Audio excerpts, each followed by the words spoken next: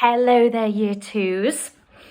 Today we have quite a long chapter in our BFG book, so I need you to get nice and comfy, get all nice and relaxed, and let's settle in, ready to go. Okay. This is chapter 11 and it's called Journey to Dream Country. After the mad frobscottle party was over, Sophie settled herself again on the top of an enormous table. "You is feeling better now?" asked the big friendly giant. "Much better, thank you," Sophie said. "Whenever I is feeling a bit scrotty," the BFG said, "a few gollops of frobscottle is always making me hopscotty again." "I must say, it's quite an experience," Sophie said. "It's a rat twizzler," said the BFG. "It's gory-umptuous." He turned away and strode across the cave and picked up his dream-catching net. "I is galloping off now," he said, "to catch some more wispy-whiffy dreams for my collection. I is doing this every day without missing. Is you wishing to come with me?" "Oh, not me, thank you very much," Sophie said. "Not with those other giants lurking outside." "I is snuggling you very cosy into my pocket of my waistcoat," the BFG said, "and then no one is seeing you." Before Sophie could protest, he had picked her up off the table and popped her into the waistcoat of his pocket.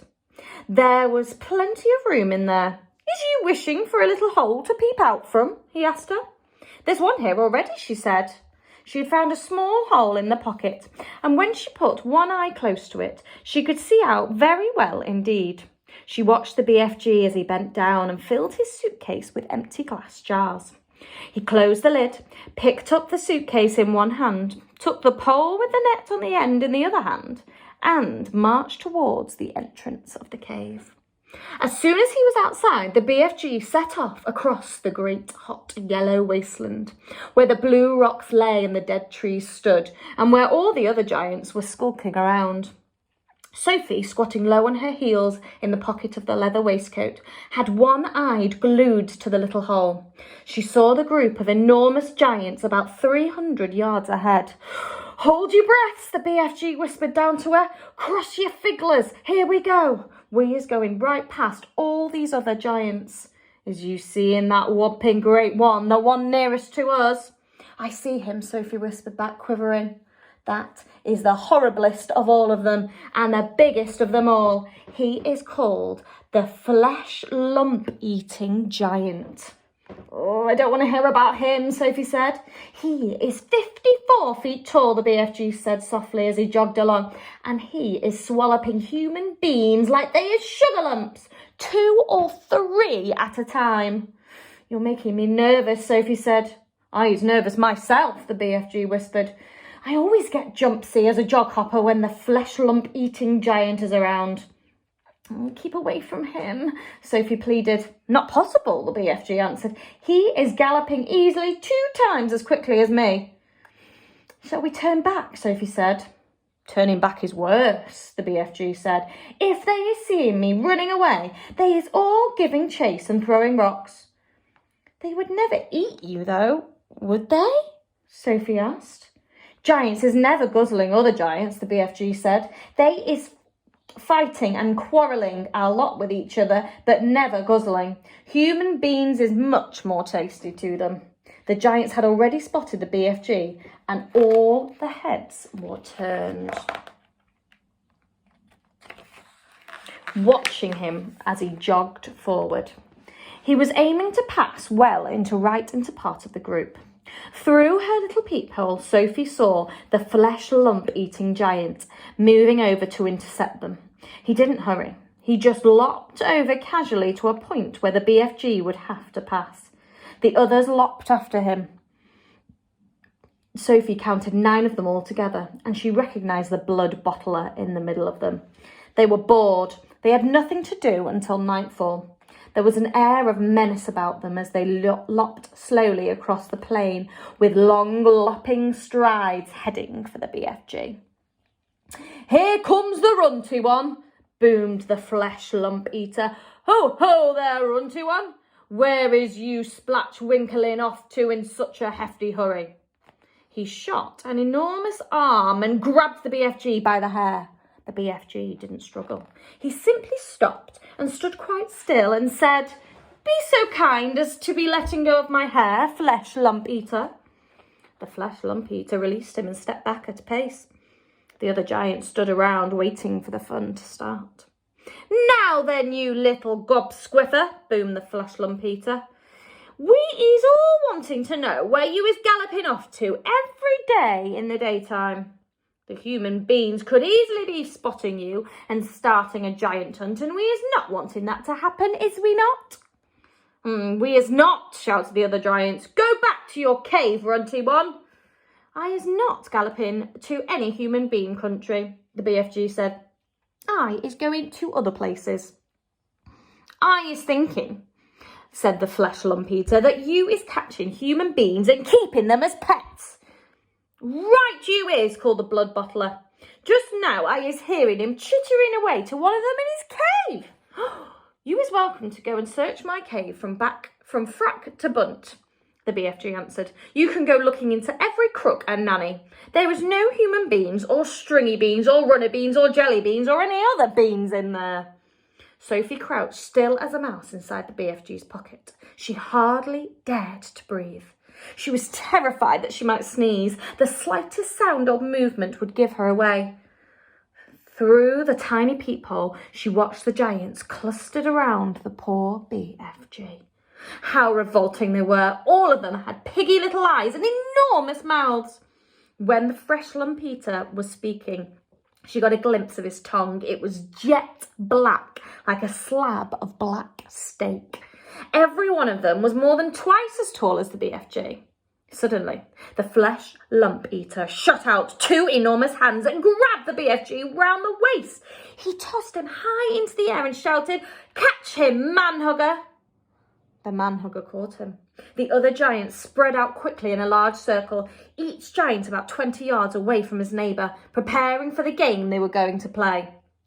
Now the man-hugger threw the BFG high and far, shouting, "Catch him, bone cruncher!" The bone cruncher ran forward and caught the tumbling BFG and immediately swung him up again. "Catch him, child's chewer," he shouted, and so it went on. The giants were playing ball with the BFG,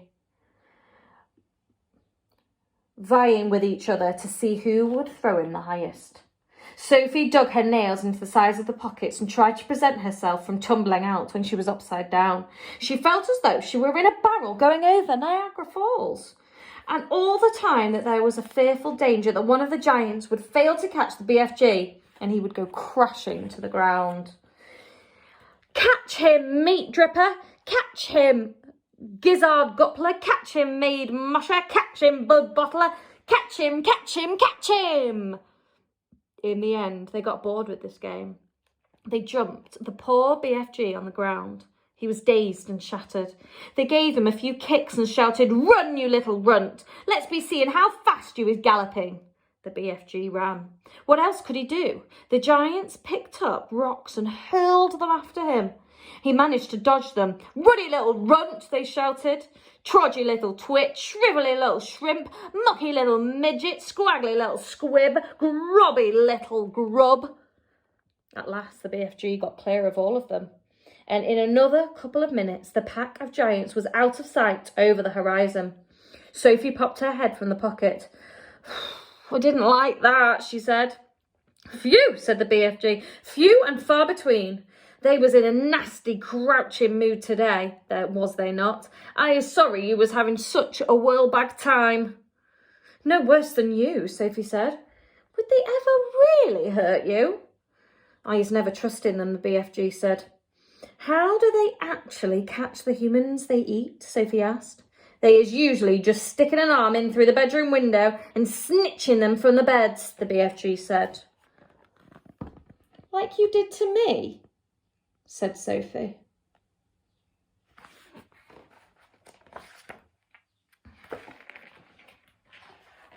"Ah, but I isn't eating you," the BFG said. "How else do they catch them?" Sophie asked. "Sometimes," the BFG said, "they swimmelin them in from the sea like fishies, with only their heads showing above the water, and then out comes a big hairy hand and grabbles someone off the beach." "Children as well?" Often chiddlers, the BFG said. Little chiddlers who is building sandcastles on the beach. That is who the swimling ones are after. Little chiddlers is not so tough to eat as old grandma's. So says the child chewing giant. As they talked, the BFG was galloping fast over the land. Sophie was standing right up in his waistcoat pocket now and holding on to the edge with both hands. Her head and shoulders were in the open and the wind was blowing in her hair. How else do they catch people, she said. All of them is having their own special ways of catching the human being, the BFG said. The meat-dripping giant is preferring to pretend he is a big tree growing in the park. He is standing in the park in the dusky evening and he is holding great big branches over his head. And there he is waiting until some happy families is coming to have a picnic under the shading tree. The meat-dripping giant is watching them as they lay out their little picnic. But in the end, it is the meat-dripping giant who is having the picnic. Oh, it's too awful, Sophie cried. The gizzard-gumpling giant is a city lover, the BFG went on. The gizzard glumper is lying high up between the roofs of houses in the big cities. He is lying there snugly as a sniggler and watching the human beings walking on the street below. And when he sees one that looks like it has a whoopsie good flavour, he grabs it. He is simply reaching down and snitching it off the street like a monkey taking a nut. He says it is nice to be able to pick and choose what you is having for your supper. He says it's a bit like choosing from a menu. Don't people see him doing it? Sophie asked. Never is they seeing him. Do not forget it is a dusky dark at this time. Also, the gizzard glumper has a very fast arm. His arm is going up and down quicker than Squinker's. But if all these people are disappearing every night, surely there's some sort of an outcry, Sophie said. The world is a whopping big place, the BFG said. It has 100 different countries. The giants is clever. They's careful not to be skiddling off to the same country too often. They's always switch fiddling around. Even so, Sophie said. Well, do not forget, the BFG said, that human beings is disappearing everywhere all the time, even without the giants guzzling them up. Human beings is killing each other off much quicker than the giants is doing it. Yeah, but they don't eat each other, Sophie said. Giants isn't eating each one either, the BFG said, nor is giants killing each other. Giants is not very lovely, but they is not killing each other, nor is crocodile dillies killing other crocodile dillies, nor is pussycats killing pussycats. Well, they kill mice, Sophie said.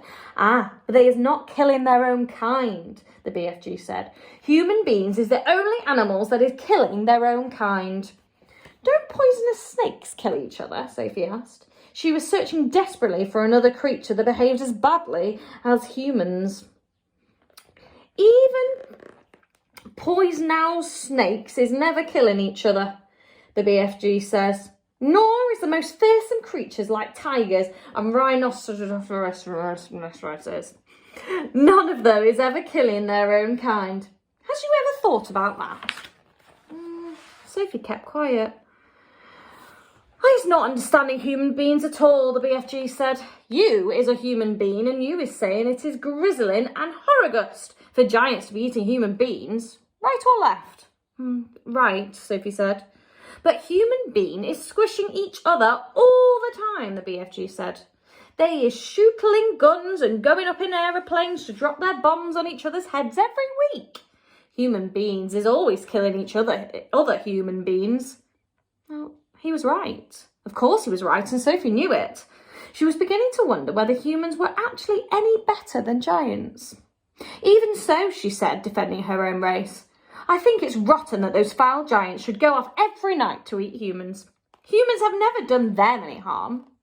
That is what the little piggywig is saying every day, the BFG answered. He is saying I has never done any harm to the human being, so why should he be eating me? Oh dear, Sophie said. The human beings is making rules to suit themselves, the BFG went on. But the rules they is making do not suit the little piggywiggies. Am I right or left? Right, Sophie said. Giants is also making rules. Their rules is not suiting the human beings. Everybody is making his own rules to suit himself. But don't you like it that those beastly giants are eating humans every night? You don't like it, do you? Sophie asked. I do not, the BFG answered firmly. One right is not making two lefts. Is you quite cosy down there in my pocket? I'm fine, Sophie said.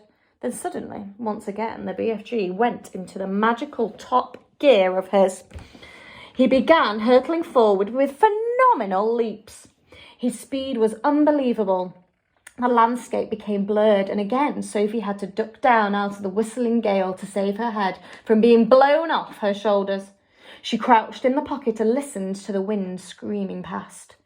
It became niffing in through the tiny peephole in the pocket and whooshing around her like a hurricane.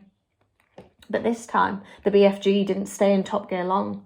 It seemed as though he had had some barrier to cross, a vast mountain perhaps, or an ocean, or a desert.